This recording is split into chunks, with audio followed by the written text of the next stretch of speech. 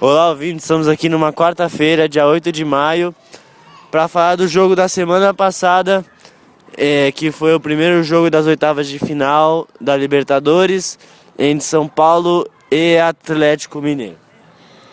O São Paulo entrou com muita garra no jogo, mas não conseguiu bater o Atlético, que no final ganhou por 2-1. O São Paulo, aos 9 minutos, perdeu a Luiz, que sentiu uma dor na virilha após ter dado passe para o Jadson finalizar.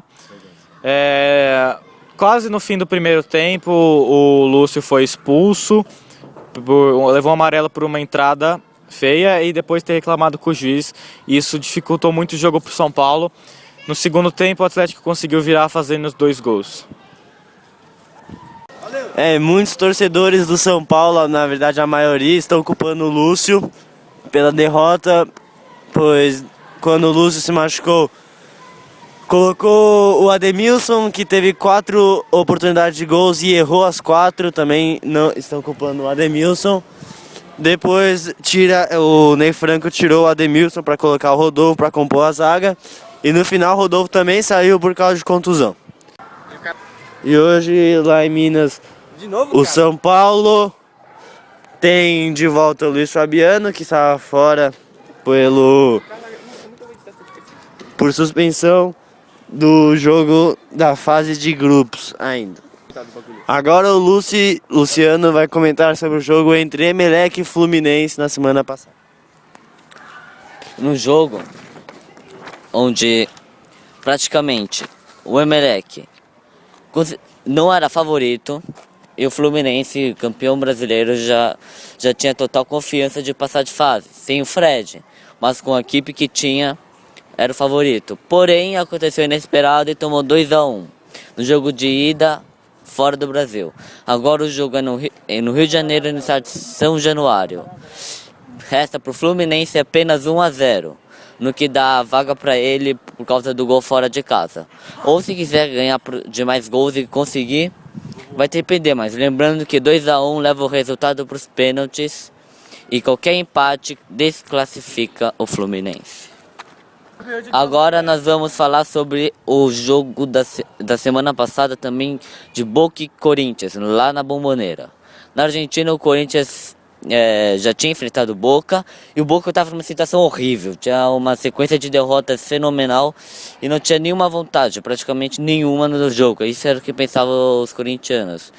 Sem ter aquele papo de uma equipe grande, a gente vai conseguir, a gente sabe o que é, mas eles tinham certeza de que pensariam que ia ser um jogo fácil. Foi a pau o jogo, o Boca teve inúmeras chances, o Corinthians também, o Corinthians desperdiçou grandes oportunidades, igualmente a São Paulo, e o Boca conseguiu um grande gol no segundo tempo. Isso já deu a vitória garantida de 1-0. Agora o jogo é no Brasil, na semana que vem, e resta para o Corinthians um resultado favorável. E para reconquistar essa torcida, que esperava um empate ou uma vitória. Agora vamos falar sobre Palmeiras e Tijuana, jogo da semana passada.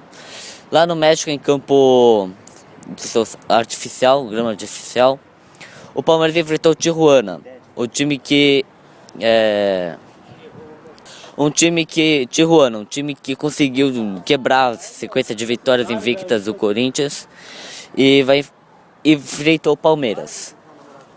Num jogo em que o Palmeiras chegou com bastante confiança, um time rebaixado para a segunda divisão, praticamente não teria nenhuma moral, mas conseguiu um milagre, abastecendo os jogadores de grande vontade para o jogo e conseguiu um empate de 0-0.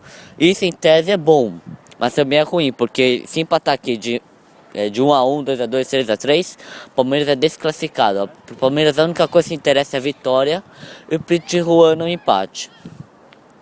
Acho que o Palmeiras não vai ter essa chance toda como espera ter. Resta para a equipe um bom desempenho.